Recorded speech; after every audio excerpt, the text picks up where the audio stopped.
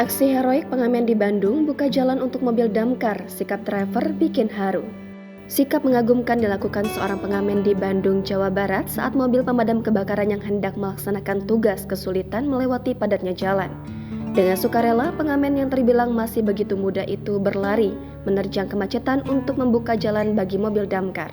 Aksi pemuda itu pun viral di sosial media usai diunggah oleh akun Instagram @mood.jakarta pada Minggu 24 September kemarin. Dalam video yang beredar, tampak kondisi salah satu jalanan di kota Bandung sedang begitu padat dilalui pengguna sepeda motor dan mobil. Akibat kondisi tersebut, mobil damkar yang hendak melaksanakan tugas pun kesulitan melintas. Apalagi mobil pemadam kebakaran memiliki ukuran cukup besar.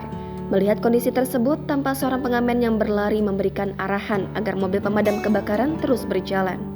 Sambil memegang gitarnya, pengamen tersebut berusaha meminta para pengendara untuk sedikit menyingkir dan memberi jalan pada mobil damkar. Beruntung, langkah pengamen tersebut pun mendapat respon baik dari para pengguna jalan yang bersedia menurut. Berkat aksinya, akhirnya mobil damkar pun berhasil melewati jalan yang sebelumnya tertutup padatnya pengendara.